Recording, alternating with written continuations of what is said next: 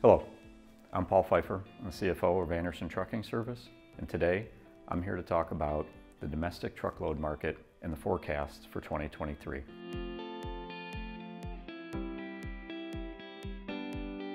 When you look back at the last couple of years, it has certainly been a wild and eventful ride, but it's time for us to move on and start looking forward. So let's talk about 2023. Now, if you're like me and you're going through your planning process right now, I'm trying to make sense of three different things. First, we have an uncertain and turbulent economy where the Fed is having to choose between fighting inflation and low unemployment rates. In addition to that, number two, we have the US consumer who is changing their buying patterns back closer to what we saw pre-pandemic. In other words, they are buying less goods that travel by our highways each and every day, or railways, and they're going back towards the purchasing of services. The third thing is that production backlogs in many industries are higher than what we would normally see. As an example, just in trucking, the Class 8 truck production, the backlog continues to be high because we want and need trucks. However, part and labor shortages are still having an impact. Anytime you're heading into an economic downturn, which is what we are in 2022 and 2023, it would be typical to see a couple of those things like the uncertainty.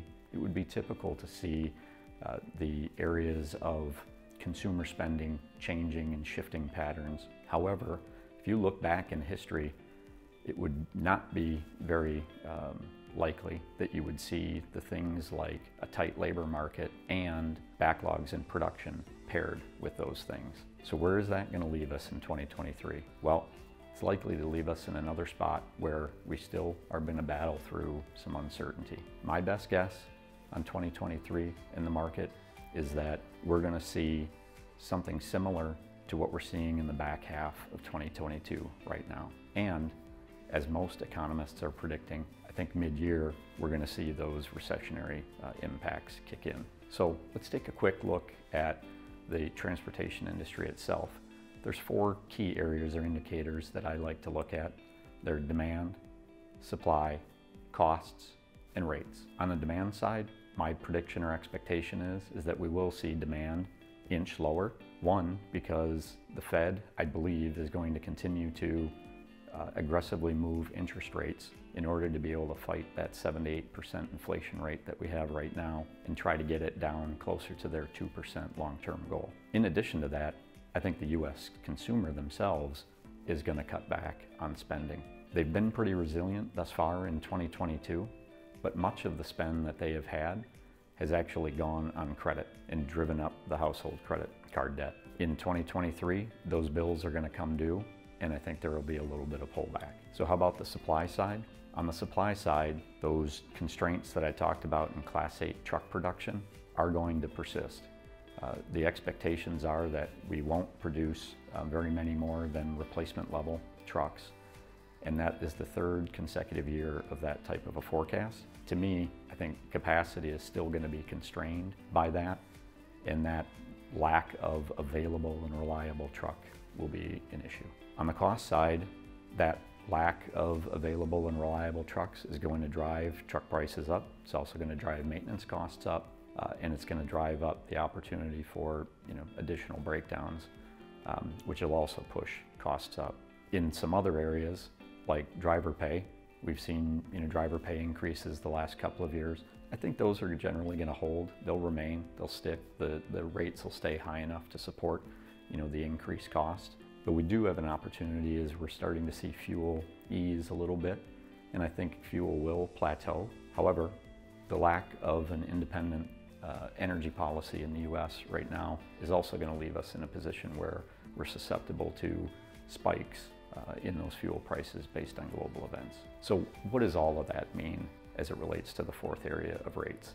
Similar to what we're seeing in 2022 right now, I think the spot rates are going to continue to be low and depressed. And then on the contract rate side, they'll need to stay high enough to support the cost increases that I talked about. But I think there's going to be opportunity for some lower contract rates when you're talking about those high density competitive freight lanes. So if those are four areas that I look at, if I were a shipper and sitting in your shoes, what should I actually do as I plan for 2023? Well, when I'm going into a period of uncertainty, I usually look for two things. I look, one, for some level of stability, and two, I look for an opportunity to improve my business. So I guess my advice would be in three key areas.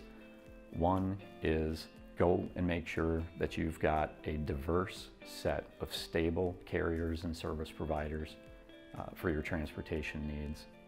Two, I would look for those opportunities to improve your business, whether that's on the business process side, or if that's trying to improve rates like the contract rates that I talked about, seeing where you can get those lower in those highly competitive lanes. And three, because the consumer spending patterns are shifting, it's going to be harder to forecast production levels and inventory levels and what should I produce and what type of item should I produce and how much should I hold. So the better communication that you can have with your service providers and transportation carriers on what those volume production levels are and inventory levels are and the timing of them, I think the better off you'll be. That's about what I have. I know it's a general and very high level overview, but hopefully it was helpful. I wish you all the best of success in 2023. Thank you, and be safe.